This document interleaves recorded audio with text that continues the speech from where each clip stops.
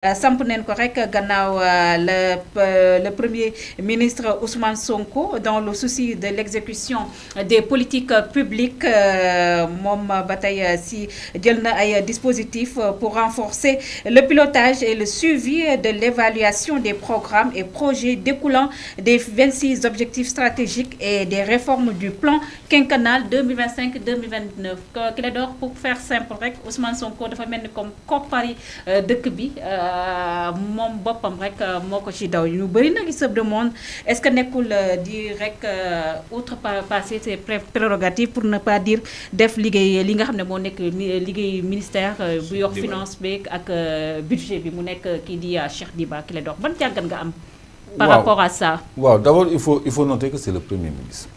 Parce que moom mooy gérer le ministre du budget et le ministre des Finances. Donc décision bu mën ci am balaa premier ministre di ko consigner bu dee décret la par exemple souvent li nit ñi di fàtte mooy day njëkkee ci ministère des Finances parce que néew na ay décret yu amul incidence financière. Même nomination ndaw boobu doon def polémique ba ñu naan premier ministre moo njëkk a signé avant président mais ministère des Finances aussi pour les traitements ak yooyu day am lu muy avaliser lu muy accorder donc c'est un ministère très transversal. Léegi le premier ministre nag am na l'attitude convoquer conseil interministériel pour définir ay canevas d'urgence ay programmes d'urgence. Comme ñoom am nañu un plan quinquennal d'ici 2029 des objectifs à court terme ñu war a atteindre.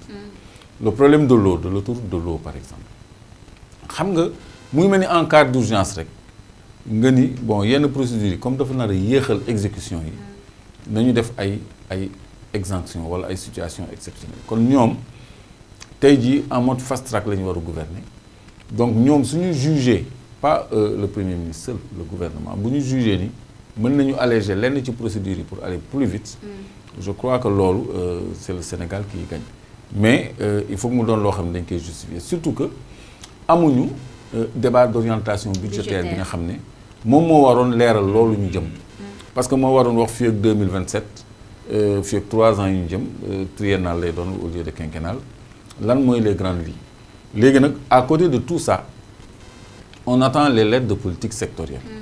L'aide de politique sectorielle comme débat d'orientation budgétaire la rek ni muy projeté sur 3 ans noonu le département ministériel bu nekk di projeté sur 3 ans lan mooy feuille de route am yan mooy ay objectifs am ay priorités am yan moyens la koy atteindre lan mooy programme am en matière d'éducation par exemple c'est le ministre de l'éducation dans les 3 ans à venir en matière de mines si c'est le ministre des mines dans les 3 ans à venir nga xam ne yow mi nga xam ne yaay citoyen bi boo liree cette lettre de politique sectorielle day mel ni un programme ci département bi nga xam ne moom moo la intéressé bu dee artiste nga par exemple en matière de culture ak yooyu nan lañ ciy prévoir boo demee ci lettre de politique sectorielle bi da nga ko xam donc loolu yëpp nag mooy tax ñoom ñu xayma la ñuy soxla pour doxal nag dañ ciy jukki ay priorité parce que ndox mi priorité la courant bi priorité la santé bi priorité la man waaw yenn infrastructures yi damay bañ a dugg ci ay détails tamit priorité la donc yooyu je crois que arbitrage lay laaj arbitrage du premier ministre parce que c'est le chef du gouvernement moom mooy mettre en œuvre la politique définie par le chef de l'État mais en réalité moom c'est un premier ministre spécial qui s'identifie lui-même au projet parce que xalaatam la c'est son bébé donc kooku am na ñeneen ñu si am beneen analyse ñu naan mais bien sûr c'est normal voilà loolu moo tax ma la si poser question xam naa ni peut-être doo partager boobu lay analyse ñoom dañoo jàpp ne Ousmane Sonko dafay outrepasser li nga xam ne moo nekk fonction de premier ministre yenaan am na yu ñuy poser la question à savoir finalement ministre Cheikh Diba lan moo nekk rôle am est-ce que tamit Ousmane Sonko nekkul kuy bañ a mel comme kuy bëgg a jouer aussi le rôle de Zorro fii dans la République du Sénégal. waaw xam nga quand il y a eu le Covid Macky Sall demandé loi d'habilitation pour teg loxo ci 1000 milliards personne n'a posé ce débat. C'était des mesures si benn situation bu exceptionnelle. urgence oui. waaw il s'agit aussi d'urgence parce que dañu fekk ci non dégg waxuñu la condition bi ñu fekk Sénégal donc lan mooy njëriñi kon ministre bu yor wàllum budget bi ak finance bi finalement. mooy mu nekk en accord avec le gouvernement. parce que c'est un ministère bu nekk dans un ensemble qui est le gouvernement donc bu fekkee ni Macky Sall teg na loxo ci 1000 milliards boo xam ne. dañ ko defal loi d'habilitation kooku c'est encore beaucoup plus lourd que ay arbitrage budgétaire. donc ça veut dire que le ministre des finances et le ministre du budget mais ils jouent leur rôle. Ils jouent leur rôle parce que ñoom ñooy mettre en œuvre. Le directeur du Trésor, il joue son rôle. Le directeur de la Caisse de dépôt et consignation, le directeur du FONSIS, ñoom ñëpp ils jouent leur rôle. Mais dans la nomenclature étatique Clédor ku nekk dafa am rôle bu la assigné. léegi lan mooy rôle du premier ministre. lan mooy rôle du premier ministre loolu laaj naa ko est-ce que. rôle du premier ministre mooy coordonner. oui l'action du gouvernement. maanaam coordonner le ministère du budget et des finances. oui ci la bokk. oui ak tous les ministères pour ñoom ñu jëm ci benn objectif. c'est un coordinateur. am na sañ-sañ bi. ok Moustapha par rapport à cette question ak décision bi nga xam ne pour faire simple Ousmane Sonko jël na décision rek gérer li nga xam ne moo nekk kopparum réew mi les gens se demandent. lan mooy jël décision gérer kopparu réew.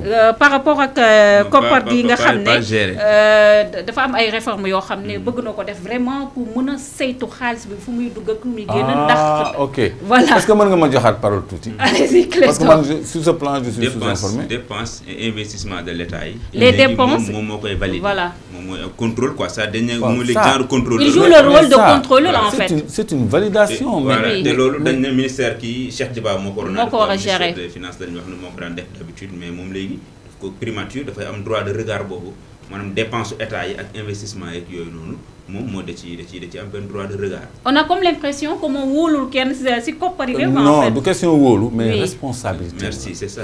c'est-à-dire moom moo am 130 députés bu leen ko fàtte. moom fi mu nekk nii bu ko neexee mu utal boppam ay attributions yu bees. parce que la ñuy voté assemblée nationale. ka fa nekk président moo ko fa teg. majorité boobu bayre ma tax mu am. c'est lui te loolu dafa leer léegi kon kooku tey jii moom mooy responsable lépp.